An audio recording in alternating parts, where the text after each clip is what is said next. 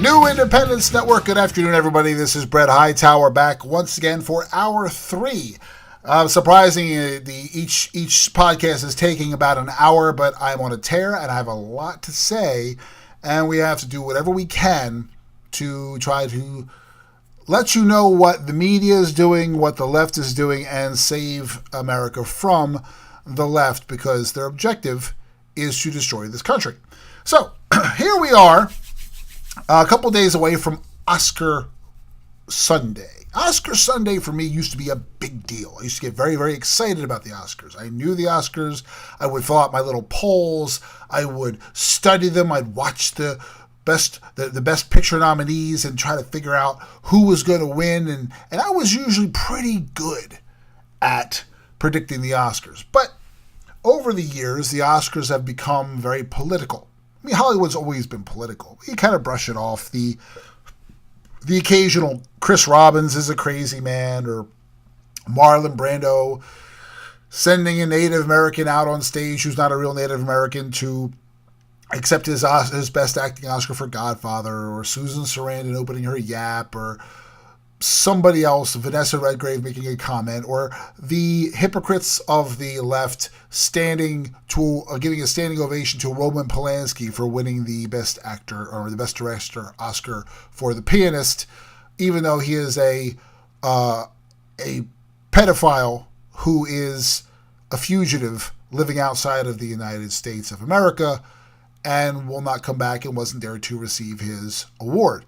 Yes, the hypocrisy, as Meryl Streep gave a standing ovation, but she praised Harvey Weinstein for years as she won Oscar after Oscar with all of her roles and with his support, while he was assaulting women for decades. And the women on the left said nothing, and then all of a sudden they were poor victims, all mightier than thou. We didn't know. Oh my goodness, we didn't know. Much like the media is with the Jussie Smollett story. How did we get fooled? How did we know? The Smollett, the information keeps pouring out on Smollett. I will come right back to the Oscar talk, but you have to hear this. New stuff just came across Drudge. Headline, Smollett sent himself letter saying, quote, "You will die black, F-A-G." From the Sun, here it is. Blah, blah, blah. Okay. Disgraced, the Empire actor Smollett is in custody and could face 3 years in jail after he was sensationally charged with staging an elaborate street assault so he could play victim.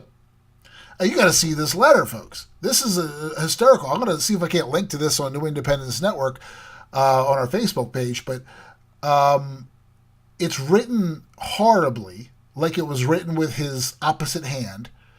The return address says MAGA on it, and it's cut out letters from a magazine like the Zodiac Killer, like you see in movies. I mean, seriously, do people still cut out letters from magazines? Unless you're an idiot Hollywood actor who thinks that's how it's done. And it says, "You will die black," and it's blurred out, but they said the word is F-A-G. And then there's a drawing of now maybe I can link to it in the video too, because you have to see this. If you see it in the video, I linked to it in the video. I actually put it in the body of the video. But there's a picture of a gun in the air pointing toward the head of I guess it looked like a black man with a big afro with a rope around his neck. I think that's a tree next to him. I don't even know. It's horrible. I mean, this is so pathetic. So he wrote the letter himself. It says here, Smollett had been accused of sending himself a note containing a cartoon figure strung up by a noose, yep, I was right, and cut out letters spelling, "You will die black, F-A-G." Smollett claimed the note was a threat before 2 Trump fans in MAGA hats shouted racist and homophobic abuse, beat him up, and left him with a rope around his neck. Today, Cop Chief Eddie Johnson said the actor faked the whole thing because he wanted to boost his profile and pay packet. He said, quote, Smollett attempted to gain attention by sending a false letter that relied on racial, homophobic, and political language. When that didn't work, Smollett paid $3,500 to stage this attack. So it was a twofold. He sent himself a letter.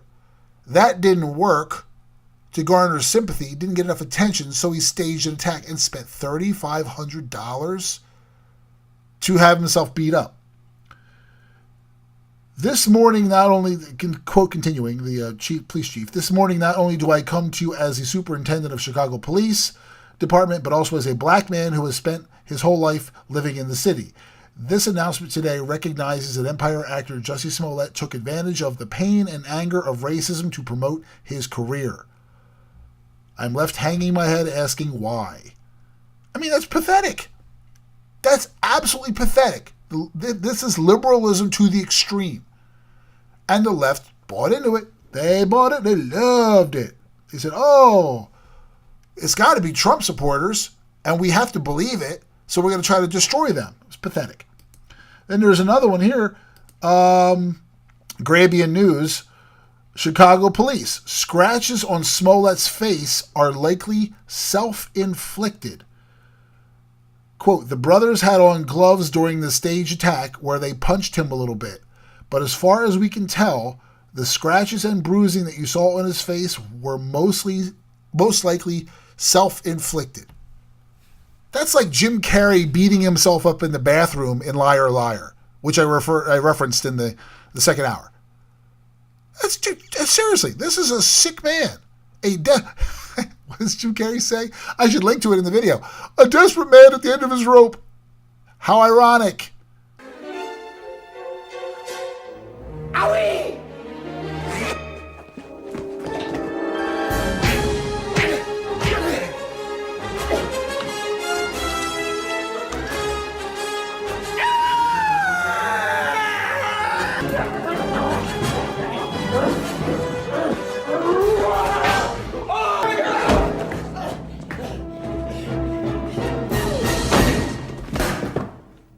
Who did this? A madman, Your Honor!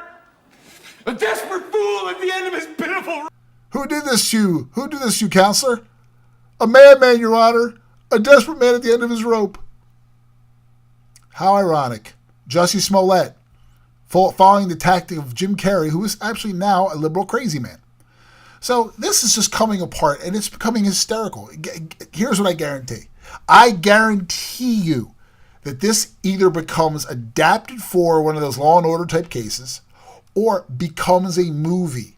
And somebody out there, believe me, somebody out there will pay Jussie Smollett money to write the story, and they'll talk about his pain growing up and his struggle as an actor and how he came up and what he had to go through and his struggle as a black man and a homosexual and the injustice, and they're going to bookend it with the election of Trump as the catalyst for his downfall and his trauma and how he had to take desperate measures because Hollywood is so unfair and the country is so racist and cruel and he's suffering such racism under Trump that a black show that he's on needs to pay him more money. Watch. Someone somewhere is going to do it. Whether it be a book, a movie, a telemovie, or something, it's going to happen. It may not be today, may not be in a couple of years, might be after he finishes his prison sentence if he goes to prison, which he'll probably get out for good behavior. But it's going to happen. So there's your liberal Hollywood for you. And since we're talking Hollywood today, we had talking about Smollett in the first hour, we're talking about Brie Larson in the second hour. Third hour, we're talking about the Academy Awards. The Academy Awards are coming up on Sunday. So as I said earlier, I am a very big Oscar, or used to be a very big Oscar fan. But now the politics have gone out into left field. They've gotten crazy. Last year's ceremony, I kind of watched it. I think I watched snippets of it. And it was anti-Trump everything. Anti-Trump. And the Oscars, again, they've always been political. They go through their phases and themes. And it's all set up to tell a story. But ever since the Oscars So White campaign, hashtag Oscars So White, the Academy is going out of their way to nominate as many black films as they possibly can, and black actors and actresses as possible. They don't care about the Asian or Hispanic actors and actresses. They only care about the black actors, because they're the ones that are complaining and crying. The Indian actors aren't being nominated. They're not complaining. But because the black community is complaining so much, the Jesse Jacksons and Al Sharptons are protesting so much, the Academy caters. And, of course, the president they elect for the Academy is a black woman, and she says, well, we have to get rid of some of the older white men from the Academy and bring in more diversity. Hello, Brie Larson. Those evil white men of the patriarchy, who you owe your career to, by the way. So here we are, the Academy Awards, and what we have with the Academy Awards is a story about an anonymous voter for the Academy Awards who basically voted, filled out his ballot, and said he's not attending the Oscars. Why? He said because it's going to be boring. Pardon me. Because there's no host this year. Well, why is there no host in the Oscars this year? Because they had a host picked. Oh, Dwayne Johnson's little friend. What is his name? Good Lord. See, I just blanked on this. I have to look it up. Kevin Hart. Didn't have to look it up. Got it. Kevin Hart. My mind is faster than a computer. Kevin Hart was comedian, host. He was picked to host the Academy Awards. Well, Hollywood, someone went back and looked at his Twitter and found a homophobic joke, a joke about gay people. I make one or two jokes years ago that he made. So, of course, now all of a sudden he gets attacked and he's not allowed to host the Oscars. No, you can't host it because you said one joke or two jokes about gay people some odd years ago. And even Ellen DeGeneres came out and defended him, and she's gay. And Hollywood went after her, too. How could you say that? You're betraying your own. Hollywood has become so insane, and here's the point, that they're eating their own.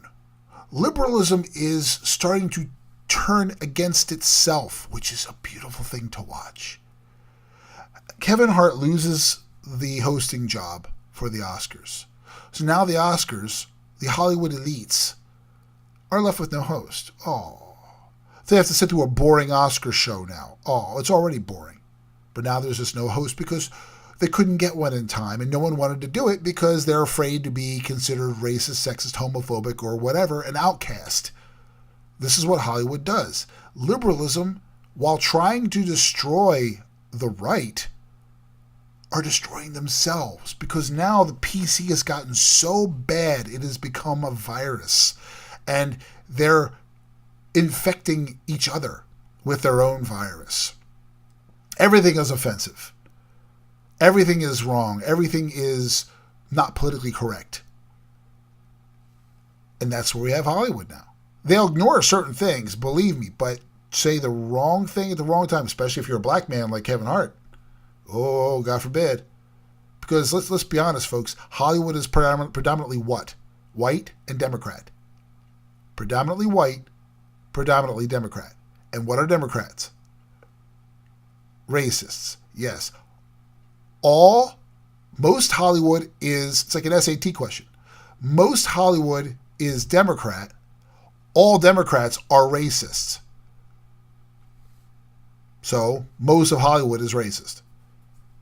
Pretty much. And the ones who aren't Democrats, they keep their mouths shut because they don't want to be blacklisted. So Democrats don't like black people. That's just a given. They like them only if they can use them for their own benefit. We've discussed this. Votes, entertainment. But they don't care. They pretend like they do. It's just like Hollywood doesn't like Jews. They do, but they don't. They hate Israel. But they like to say that they support Jews. Now, even the Jews. How can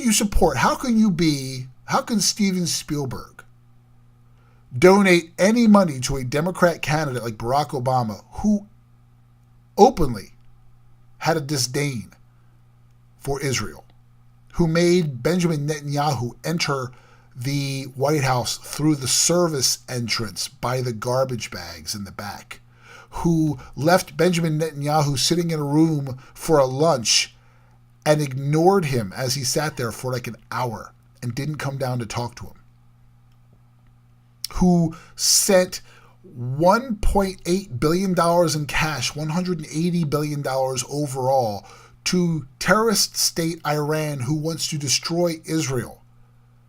Yet Steven Spielberg will do what with Jews in Hollywood? He will use them to further his career. He will play the Jewish card as much as he possibly can. I feel for the Shoah and the people at some Schindler's List and then the concentration camps. Yeah, but the people that were there, their descendants, are now in Israel. A lot of them are. But you don't like Israel. You support the Democrats who hate Israel. So explain that to me. That's the same thing. They, as long as they can use the Jewish people for their benefit, then that's when they're Jewish. Otherwise, you don't hear a word. They don't support them any other time. As long as they can use black people for their benefit, they don't care about them. It's the truth. That's God's honest truth.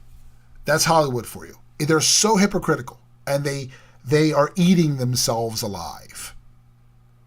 So Kevin Hart is kicked out of the Oscars.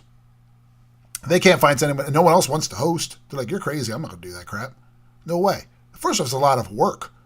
But who would want to if everything is an insult? Everything is offensive. And you know it's going to be a total Trump bash fest the entire time. It's going to be one speaker after another bashing Trump. Some way, somehow.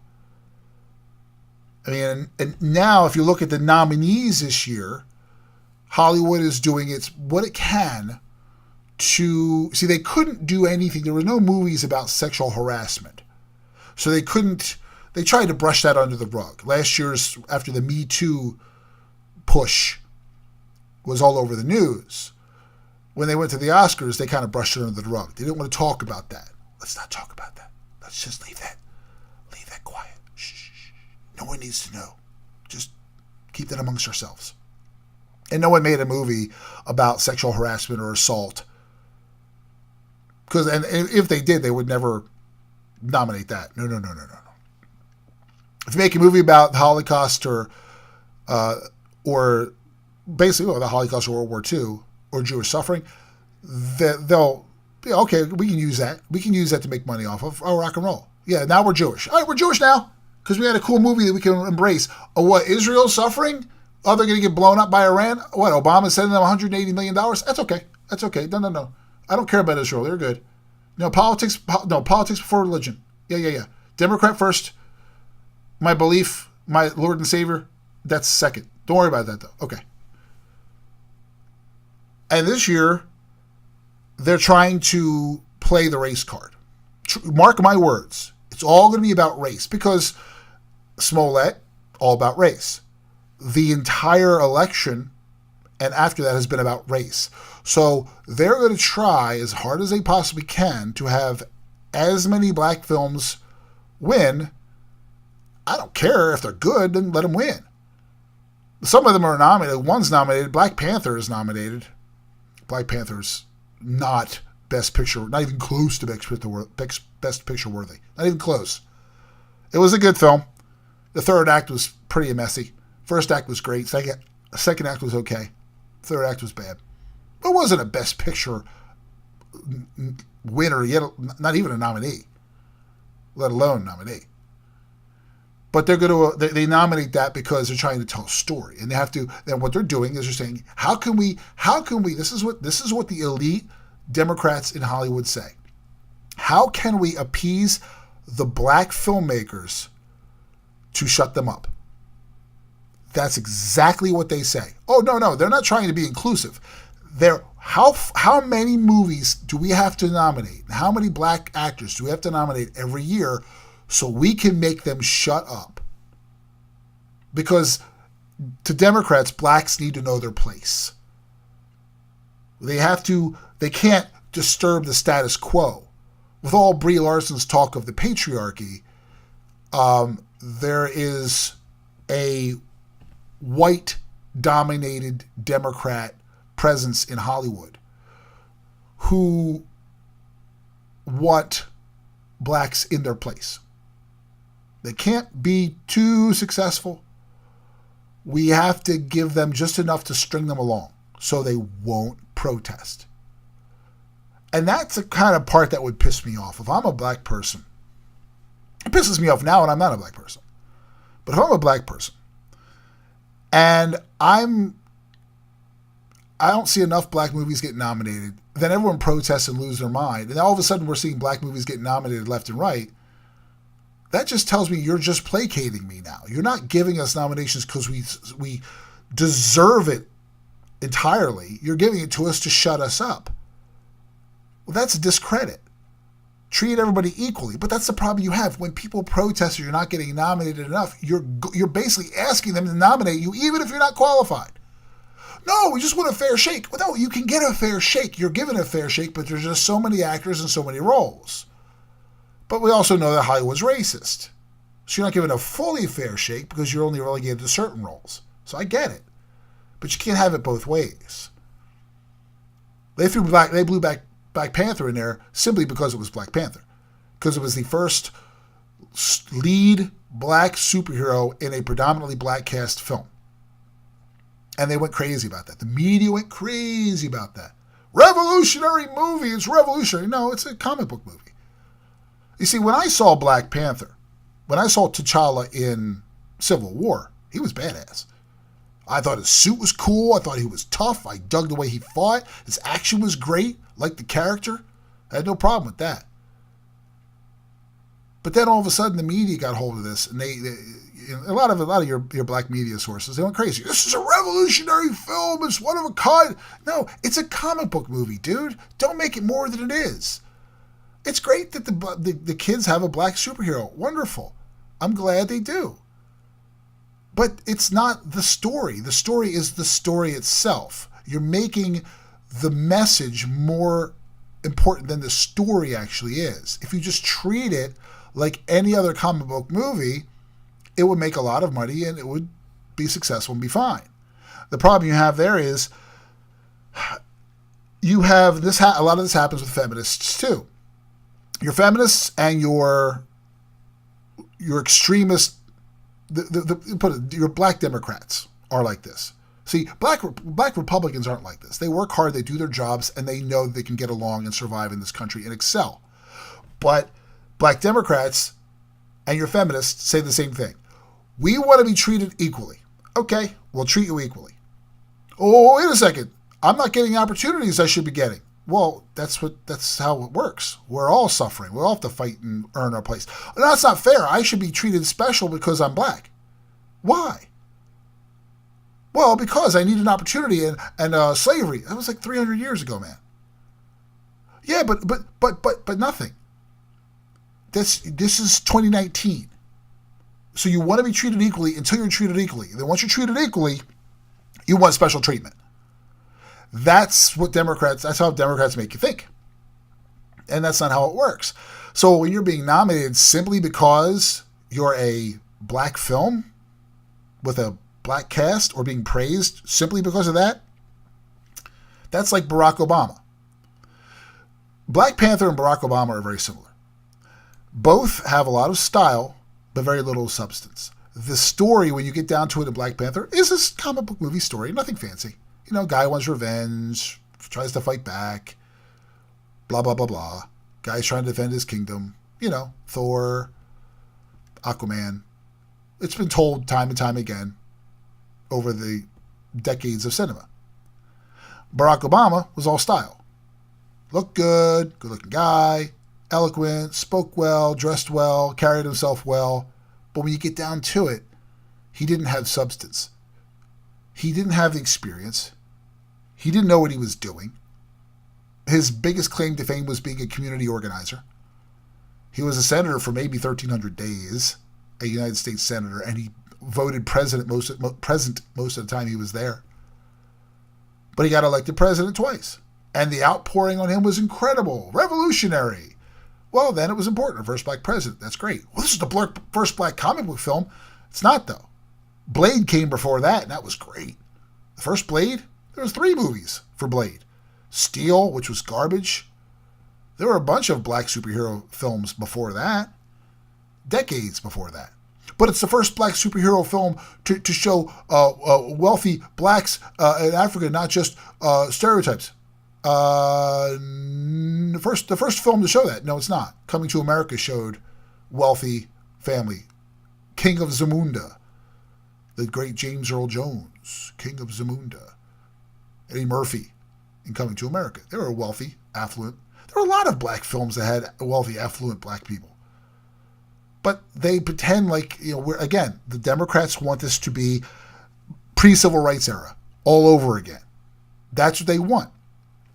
Because as long as Democrats can make people think that we're still in the civil rights era, then they can con black Americans into voting Democrat because they feel that they're not being treated equally. Because the minute you stop racism, the minute you actually stop talking about racism, it's always going to be there. There's always going to be racism. Somebody somewhere is going to be racist or sexist or whatever against someone. But we're talking mass discrimination. We're talking real racism, segregation, lynchings. I couldn't get a cab. We're talking serious problems. Okay? That's not anything that these people today grew up with. Some of your Al Sharptons and whatnot did. But most of your young people didn't. So the older people have to perpetuate that and say, it's still going on. It's not, but it's still going on. You got to believe it's still going on. And they're trying to keep racism alive so they can, again, scare them into voting Democrat. If you let it go, if you let racism go, if you stop talking about racism, their fear is, well, how do we scare them into getting votes now? What do we do? It's like there's never going to be a cure for cancer. If you've read the article before about a cure for cancer was found in Israel. A couple weeks ago, there was an article out that they found a cure, they think, for cancer. It totally eliminates cancer. Just wipes it out of your body. And they're trying to see if they can turn it into some kind of a vaccine. But it's a simple shot. And it killed it in a matter of, I think it was like days or weeks. And it was gone. The first thing I saw when I read that, I said, the big pharma is never going to let that get out. Never, never. The money is in the medicine. The money is in the treatment. If people are cured from cancer, then big pharma loses billions. It's like that article I read last year where some big pharma reps came out and said, well, we're trying to find a way to, some doctors, we're trying to find a way to get people to live with cancer, where you can live with it. It won't progress, but you'll just live with it, like they're doing with HIV. They could cure HIV if they wanted to, but the money's in the medicine. You could cure racism if you wanted to by letting it go, first and foremost. Not bringing it up every time you turn around or every time something doesn't go your way. But they're not going to, because the money is in the racism. For Democrats, that's where the money is. That's how it plays out. And that's what Hollywood's doing. They're like, okay, how can we keep these people, meaning black people, how can we keep these people under control? Well, let's just feed them enough to make them think that they're getting some achievement, but never give them full equality. Because if we do that, then we lose our power. And we don't want that. We just want them to be, we still want them to play the go along game. We don't need them to get along, just go along. But they're also going to play that, and they're going to play that race card as much as they can this year. Trust me. They got black KKK Klansmen nominated for Best Picture by Spike Lee. That absolute racist, Spike Lee, who hates white people. They've nominated that for Best Picture. And I believe the movie ends with the Charlottesville murder or something. The shooting in Charlottesville. Because they have to play out the fact that white people are racist. Bottom line is what it's going to be. I haven't seen the movie yet, so I can't speak too much to it, but it's Spike Lee. When it comes down to it, his movies aren't very deep. It's white people are racist, black people are victims. Because that's what makes them money. Perpetuate the stereotype. Let's do that. No healing. We can't heal. We have to keep it going. We got to keep it going because we got to teach people about the injustice from the past, man. This is the injustice. You can teach them by not making them victims, though. You can say, this is what happened in the past, but we don't let that happen anymore, and it doesn't happen anymore. You're always going to have assholes out there. Just move on. Excuse my language, but it's the truth. There's always going to be a moron out there or some racist. Just move on. Prince said in a song he wrote called Race, he said, the line, I'm going to not quote it directly, is, how can we ever get over racism when we're always being told what those before of us have done? They asked Morgan Freeman in an interview on, I think it was Larry King, or they said, or it was CNN, I think it was Don Lemon, talked about how do we get over racism? He said, stop talking about it. That was Morgan Freeman. Stop talking about it. That's I'm black. You're black. Okay, just move on. The more you keep perpetuating racism, the more you're going to keep it alive, and that's what Democrats want. They want racism alive and thriving because that's their business. That's their big pharma. Big racism is the Democrat Party. The more we can make people think that Donald Trump is racist, the more we can make people think that Republicans are racist, the more they're going to vote for us because they think we're in touch and we're down with the struggle. It's not the case. But they have them snowed. Fortunately, there are black conservatives who are waking up, who are switching over. Candace Owens, for example, just to name one, right off the top of my head. There are several. There's that, she started that Brexit. The Blexit, black exit, I think it's black and Latino exit now, and it's grown, and it's good because now you have a lot of black people who used to vote Democrat, then they realized they voted for Obama, and then they said, Obama ain't doing nothing for me. Surprise, surprise! I thought he was going to fix things for me. He's not doing it.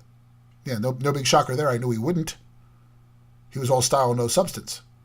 It was just used to get your vote. If we can put a black man in there, we'll get their vote. No questions asked. If Hillary Clinton had to run against John McCain, it's more of a level playing field. It's a white man versus a white woman, and John McCain is far more qualified than she is, and she might not win. So we got to put Barack Obama in there because he's got to win. He's got to win. And they know that Hillary was a terrible candidate anyway. I mean, look, she lost to Trump. The smartest woman in the world, Hillary Clinton. She got destroyed by Donald Trump because she ran a crap campaign. She didn't know what she was doing. She's ineffective. The same thing would have happened with John McCain, I believe. I don't like John McCain. I think he's a fraud and a traitor, but he was better than Hillary. He's better than her. Very much a rhino, but still better than Hillary was. But no, we got Barack Obama. And it showed how ineffective John McCain really was. And of course, you have the black candidate out there. So the Democrats said, hell yeah, we're going to use him. Watch this. To paraphrase Lyndon B. Johnson, paraphrasing what he said, we'll get those N-words voting for us for 200 years. We'll get them voting for us in 2008. You watch. That's what Lyndon B. Johnson said. After they voted the Great Society Plan, where they threw a bunch of money at black communities to appease them, gave them handouts, didn't help them, just threw money at the problem. He said, we'll have it overheard by a couple different senators, 2 senators over there, we'll have those N-words voting for us for 200 years. There's your modern Democrat Party, folks. But Lyndon B. Johnson signed the Civil Rights Act. Right. Exactly. The Democrats fought it. They fought it. The Democrat Party fought the Civil Rights Act of 1964 and the Voting Rights Act of 1965. They fought them both. Lyndon B. Johnson signed it because Lyndon B. Johnson said, well, if I do this, we can get the black people to think that I care, that Democrats really care, even though we pretty much all voted for it. It was like 80 to 20, 80%, like 20%. It wasn't even close. Republicans wanted it. Democrats actually tried to filibuster it. Al Gore Sr., Al Gore, Mr. Environmental, Al Gore's father, was a segregationist. Senator KKK Byrd, the Grand Kleagle of the Ku Klux Klan, was a Democrat for like 40 years in Senate and segregationist and was opposing the Civil Rights Act of 1964. This is what they're doing. I know it comes back to the Democrats and race, but it's such a prominent piece of what they are. And the fact that that people don't see it. I want Black America to see what the Democrats are doing and what their motives are. They don't care. They just use them. They use them, and Hollywood uses blacks and uses the Jews. That's what they do. But there's a lot of Hollywood that's Jewish. That's different. That's very, very different. There's people who are Jewish and people who are truly Jewish.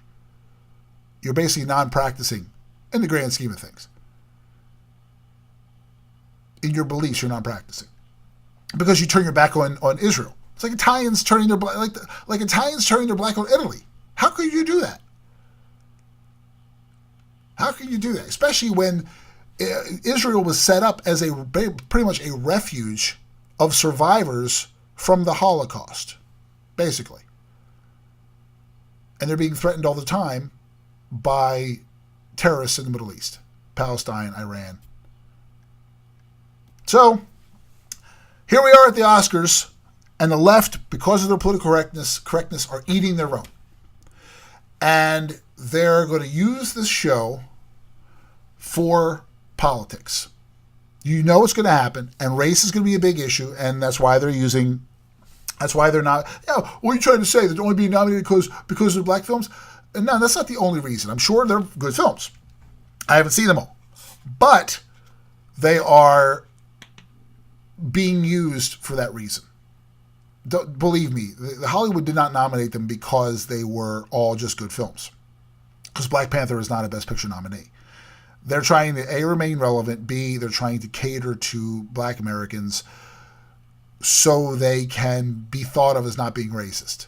And believe me, if there was a way to cater to women, which I think is coming in the next couple of years, maybe next year, they're going to do whatever they can when the legal battles have been fought and the firestorm dies down to the point where it's a low roar. They're going to try to appeal to women as much as possible in the near future to undo the damage that happened with the Me Too movement.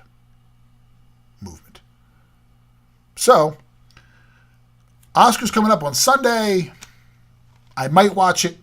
I might not. I don't know. I would probably get a lot of material for it. I'll probably just watch clips because there's no host and it's going to be pretty boring. I'm kind of tempted. It's like watching a car crash. I kind of want to see what happens just to see, but I know it's probably going to aggravate me.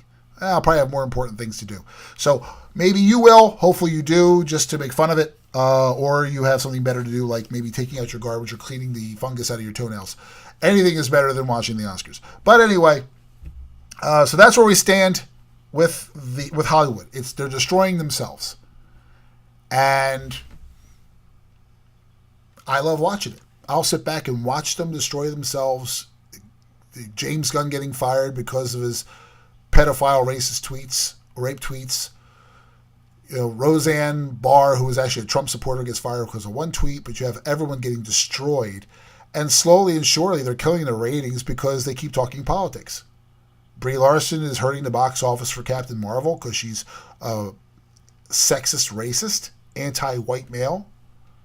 It's hysterical that they're killing themselves with their own political correctness and their own oversensitivity. We'll watch it happen. We'll sit back and enjoy it. So, hey, this is Brett Hightower. Thank you very much for listening to this last hour, probably not even a full hour. Look forward to talking to you guys soon. Until then, you have a great day and take care of yourself.